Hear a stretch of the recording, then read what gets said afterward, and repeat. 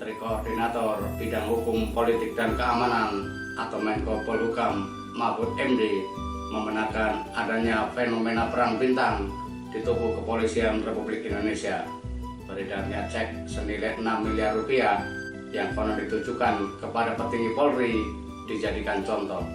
Istilah perang bintang mencuat setelah terbongkarnya skenario mantan Kadif Propam Polri Irjen Pol Verdi Sambo dalam kasus pembunuhan berencana terhadap Nopriansah Yosua Huta Barat atau Brigadir J pada 8 Juli 2022.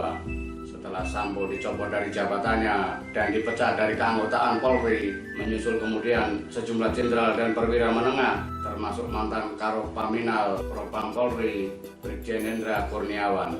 Isu perang bintang pun langsung merebak. Orang-orang di lingkar Sambo yang memiliki bintang dan jabatan strategis disebut-sebut berupaya melakukan pembalasan terhadap perwira polisi yang telah menghancurkan karir Sambo. Kasus penangkapan terhadap Kapolda Sumatera Barat saat itu, Irjen Teddy Minahasa, yang sudah promosi menjadi Kapolda Jawa Timur, menjadi momentum pembenar seolah sedang ada perang bintang antar jenderal.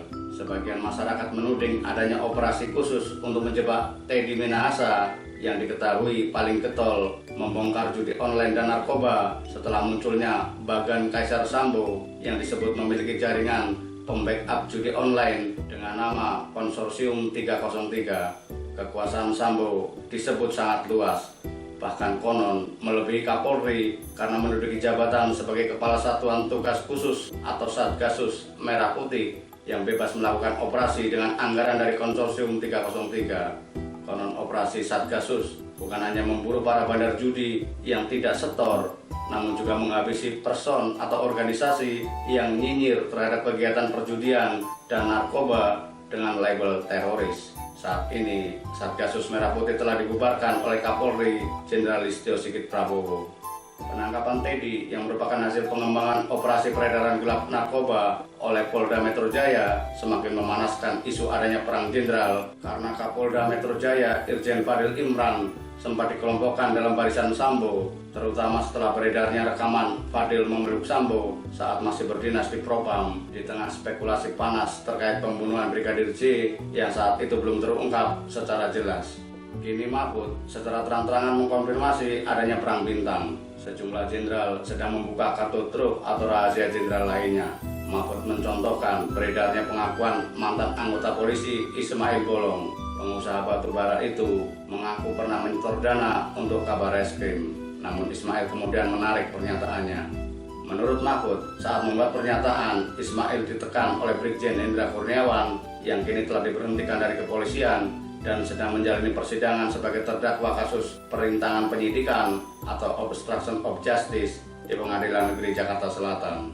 Mahfud membeber, Ismail membuat pernyataan adanya aliran dana ke petinggi Polri pada Februari 2022 atas tekanan Hendra Kurniawan saat masih aktif menjabat Karo Paminal di Propam.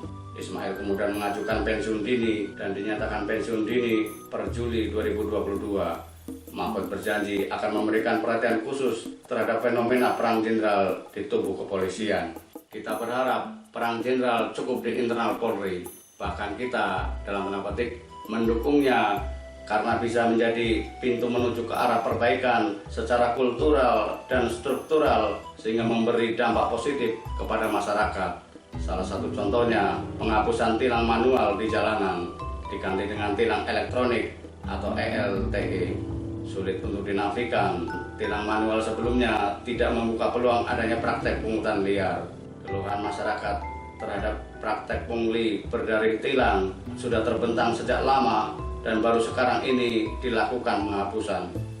Hal positif lain yang diakui atau tidak merupakan dampak positif dari perang jenderal adalah tidak ada lagi pihak-pihak yang dengan mudah dalam tanda petik memanfaatkan kepolisian untuk tujuan politik dengan cara melapor lawan debat atau seseorang yang sekedar memaki di media sosial. Atas laporan dalam tanda petik orang itu saja, polisi lantas sigap bergerak melakukan proses hukum. Sementara hal serupa tidak berlaku bagi mereka yang dalam debat sedang tidak sejalan dengan pemerintah. Tumpukan laporan dari kelompok ini yang dalam tanda petik prosesnya jalan di tempat adalah bukti tak terbantahkan. Salah satu contohnya kasus hukum terhadap Ade Armando yang sudah berstatus tersangka sejak 2017 lalu, namun proses hukumnya belum juga sampai ke pengadilan. Atau kasusnya kembali di SP3 oleh penyidik Polda Metro Jaya setelah SP3 sebelumnya dibatalkan oleh pengadilan. Reformasi dan pembersihan di tubuh kepolisian memang sedang kita tunggu dan kita dukung. Syukur hingga menyentuh pada kasus-kasus besar yang masih menjadi gunjingan di tengah masyarakat seperti penembakan KM50 dan penembakan gas air mata yang melahirkan tragedi Kanjuruhan.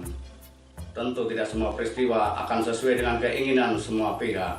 Oleh karenanya, transparansi dan rasa keadilan sesuai dengan semboyan presisi yang digaungkan Kapolri harus sungguh-sungguh ditegakkan dan dipedomani seluruh anggota kepolisian sehingga tugas pokok dan fungsi sebagai pelindung, pengayom, dan pelayan masyarakat benar-benar dapat terwujud. Salam presisi, salam untuk Polri yang lebih baik.